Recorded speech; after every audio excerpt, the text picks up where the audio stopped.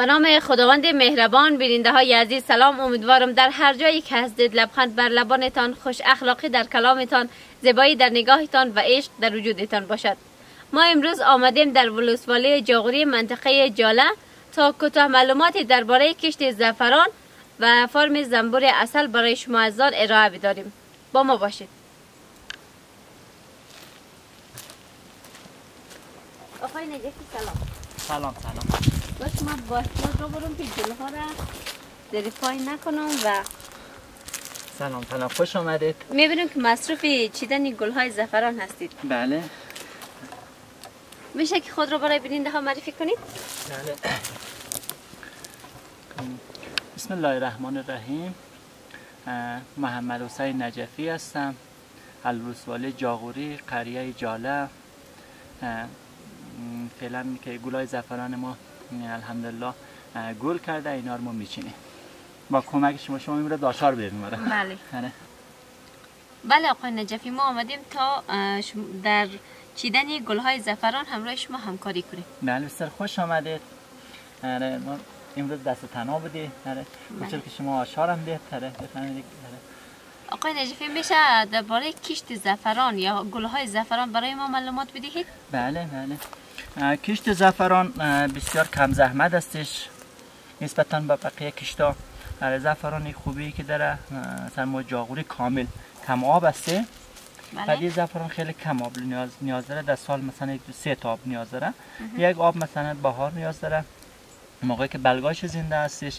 یک آب مثلا 2 تا آب دیگر مثلا این موقع سال اینا رو باید آب بده که تا مثلا گل‌های اینا در باید چیدن چند مثلا راحت است. مثلا ما اینا مثلا روز یک بار یا میچینی، قانونیش باید صبح زود بچینه، چون ما به خاطری که زنبور عسل داره اینا رو خود دیرتر میچینه، مثلا نسکای غروب میچینه که زنبور عسل هم از گرده و شدش استفاده کنه. خب یعنی زنبور عسل هم از گلهای زعفران میتونه استفاده کنه؟ بله، اینجا اگر شما مشاهده کنید زنبورای عسل هستش الان که داخل گلای اینا میره، مثلا از گرده و شدش استفاده میکنه. بسیار گردای خوبی داره. بله آقای نجفی، میشه که درباره فایده های زعفران برای ما بگویید؟ بله، زعفران نگاه دارویی بسیار داروی خوب داره، مثلا آرام بخش هستش برای اعصاب، ولی مثلا چیزای پزشکی مثلا برای لوازم آرایشی درست میشه. از رنگش مثلا برای رنگ غذا استفاده میشه. از آشپزی مثلا میتونه که برای آشپزی مثلا رنگ دیگ استفاده کنید یا از برای چای استفاده کنید. بله. خب آقای نجفی، شما که در بخش زراعت یک شخص پر استعداد هستید، برای ما بگویید خود گلهای زعفران زیاد با ارزش هست یا چیزی در داخل خود دارد که او با ارزش‌تر هست؟ سوال خوبی فرمودید. این گل زعفران هستش، داخلش اگر نگاه کنید مثلا 3 تا نخ هستش. خب این نخ‌های سرخ اصل ارزش مثلا این گل‌های سرخ هستش. اینا رو ما مثلا اینا میچینه میره در خانه، مثلا این گل‌ها اینا نخ‌هاش در میاری، نخ‌هاش در در سایه خشک میکنه، بعد مثلا میبره در بازار عرضه میکنه. گل اینا غیر قابل استفاده هستش. ما مثلا سالهای قبل این گلار مثلا استفاده نمی‌کردیم، چون این سال ما خودمون یک از این پخش کننده لوازم زنبور هسته و غذای زنبور هم خودمون درست میکنه، پخش میکنه برای زنبوردارا در افغانستان. بعد ما امسال تصمیم گرفتیم این گلاش هم برای خوراک زنبور عسل استفاده کنیم. بسیار خاصیت خوبی داره. آقای نجفی، برای ما بگویید که از این گلهای زعفران ما میتونیم تر هم استفاده کنیم و برای چای؟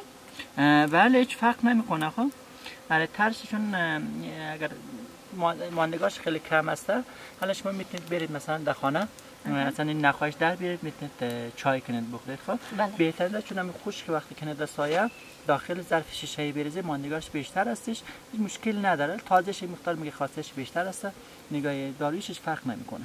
بله. آقای نجفی، اینجا هم گل رو به تمامی هست و به نظرم که اون طرف گل ها زیاد هست و ما میتونیم بریم اون طرف و از اون طرف گل ها را بچینیم. مشکل نداره. بله، اینجا گل ها زیاد. ما میتونم یکی از این گل ها را بله بفرمایید. اینجا خیلی خب.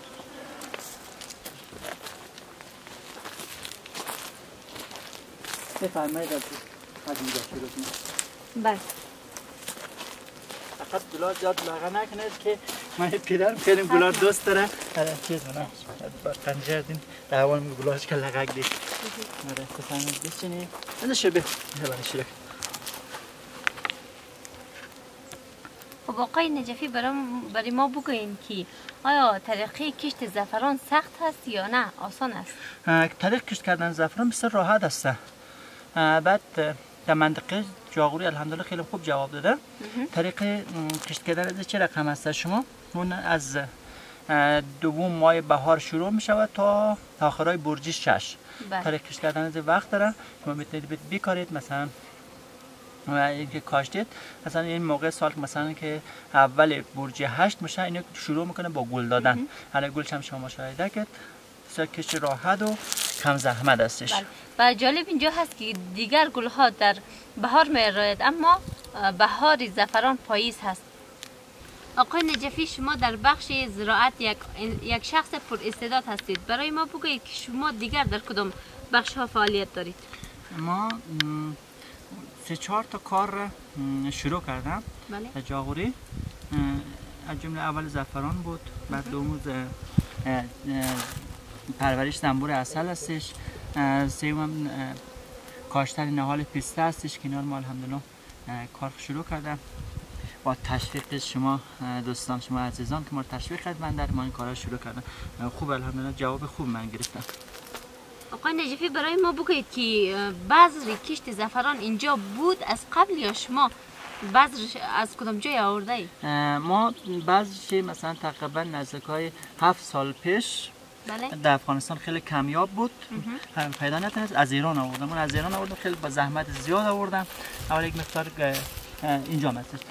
بفرمایید اینجا. گل از اینجا آوردم کاشتم. تقریبا 2 تا پرچه کاشتم. ولی الحمدلله 5-6 تا پرچه‌اش ده. اینا را ما هر سال مثلا بذراش هم پخش نی طرف دوستان میبره از ما. کشت زعفران آیا مفاد خوبی برای شما دارد یا نه؟ بله کشت زعفران نسبتاً با بقیه گندم و چیزهای دیگه این کم زحمت است. بله مفادش هم خوب است. من مفادش مثلا ما در سال تقریبا نزدیک 0.5 کیلومتر سودا میکنه، نزدیک 50,000 افغانی میشه.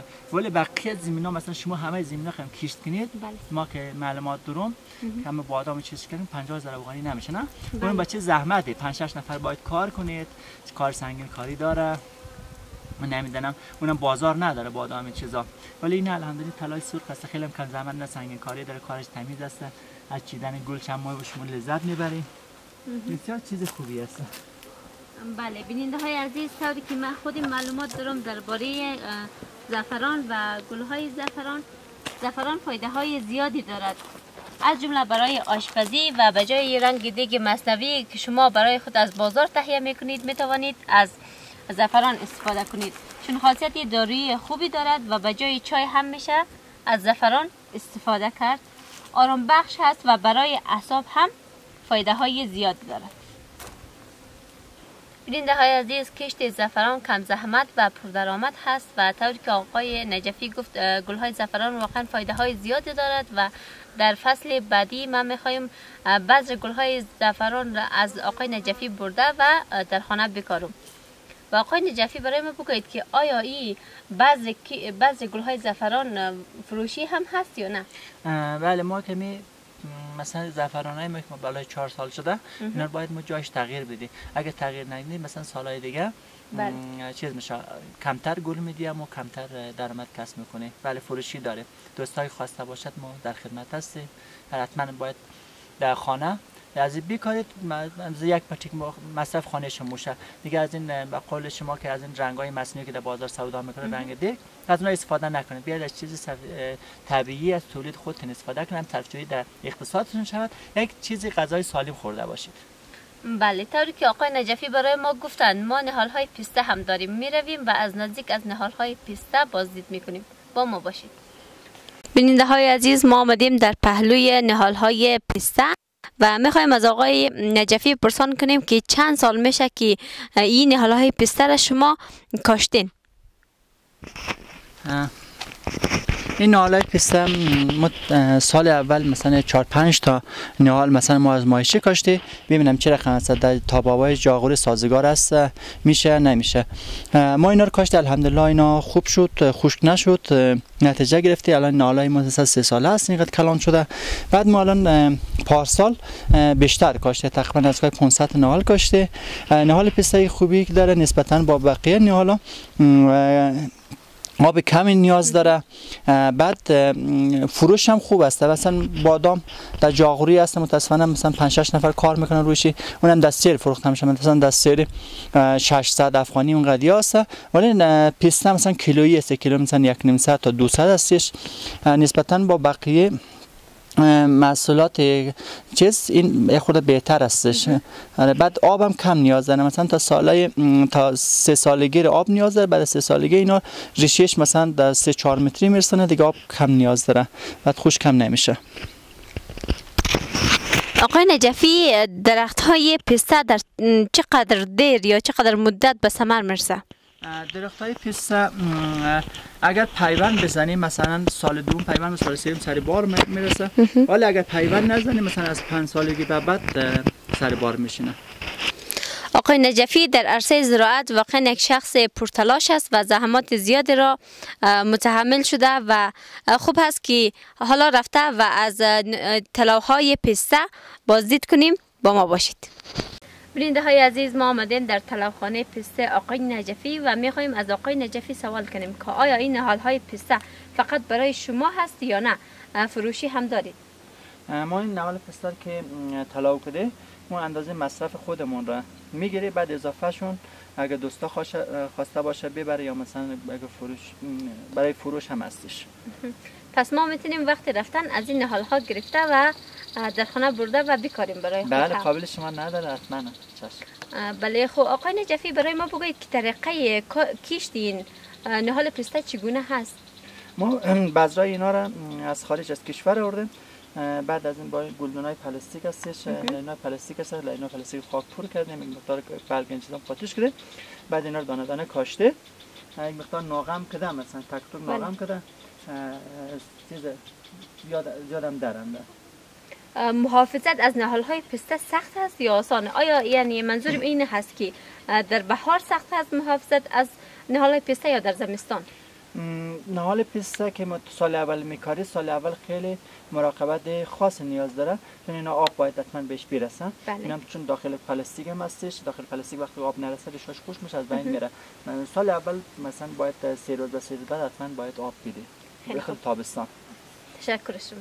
این هم بود از بخش نهال های پسته و زعفران که آقای نجفی برای ما و شما توضیح داد. فعلا هم میریم در بخش زنبورداری عسل تا آقای نجفی هم درباره زنبورداری برای ما توضیح بدهد و در اخیر یکی از این سیب ها را ما هم برای خود میکنم و جای شما بیننده های عزیز خالی، چون سیب جاغوری هست و بسیار خوشمزه هم معلوم میشه. با ما باشید.